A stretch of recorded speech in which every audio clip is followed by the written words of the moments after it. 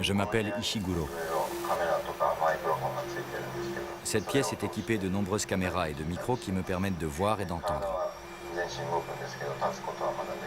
Je peux faire bouger tout mon corps, mais je n'arrive pas encore à me lever ou à me tenir debout. L'homme dont je suis la réplique se trouve dans une autre pièce. C'est lui qui me contrôle.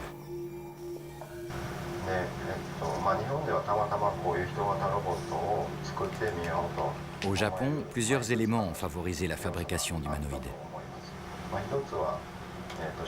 D'une part, du fait de notre religion, nous n'avons aucune réticence à fabriquer un robot d'apparence humaine. D'autre part, ces robots font appel à des technologies variées.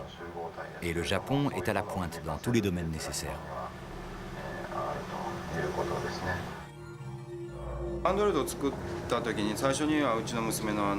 J'ai d'abord fabriqué un androïde à l'image de ma fille, puis j'ai créé un androïde féminin.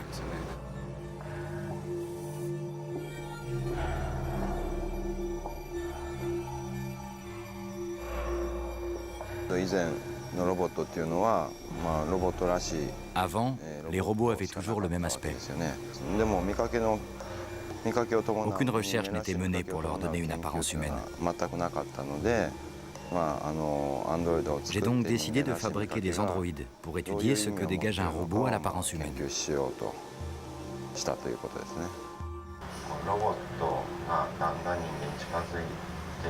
Lorsqu'il commence à ressembler à un humain, nous avons une réaction de rejet. Il devient brusquement repoussant. Quand il n'est pas exactement ressemblant, c'est très désagréable. Mon premier androïde, à l'image de ma fille, était vraiment repoussant. Pour vous donner un exemple, personne ne va aller vérifier si dans mon corps, j'ai un estomac ou des intestins. Donc, quelle différence voyez-vous entre moi et mon robot géminoïde ?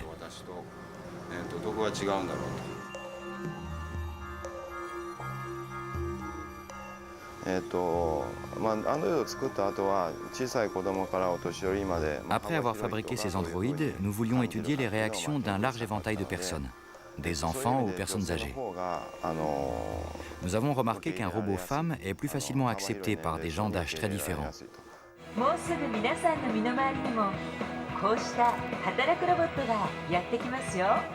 Next person, please.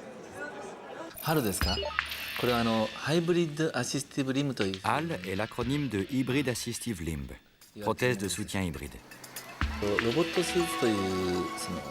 C'est un exosquelette que l'on porte sur soi.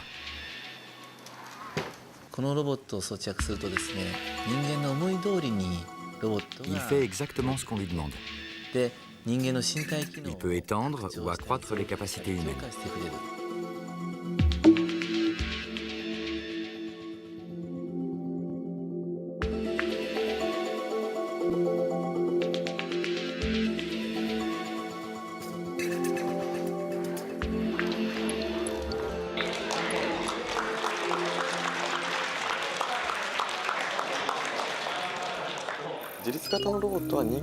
Je pense que créer des robots autonomes, c'est enrichissant, car ils nous conduisent à étudier l'être humain. Mais les robots fusionnels nous offrent en plus de nouvelles possibilités. À l'heure actuelle, nous captons les signaux électriques des muscles, mais nous ne parvenons pas à les exploiter avec précision. Si nous arrivions à utiliser directement les impulsions du cerveau pour animer une main artificielle, elle ne se contenterait pas de bouger, elle éprouverait aussi des sensations.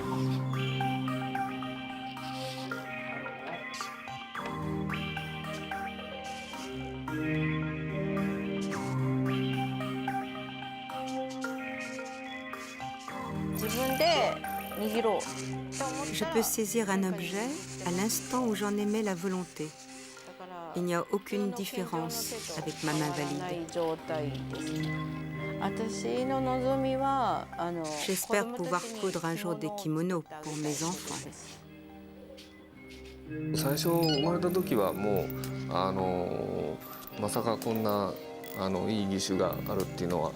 Quand ma fille est née, j'ignorais qu'il existait une main artificielle aussi performante.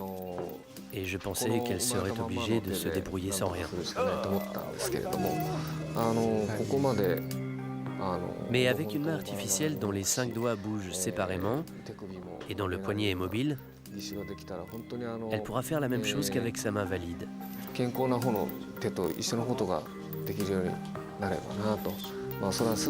Même si ce n'est pas pour tout de suite, ni pour aujourd'hui ou pour demain, ni même pour l'année prochaine. Lorsqu'elle sera grande, j'espère que cette main sera totalement fonctionnelle.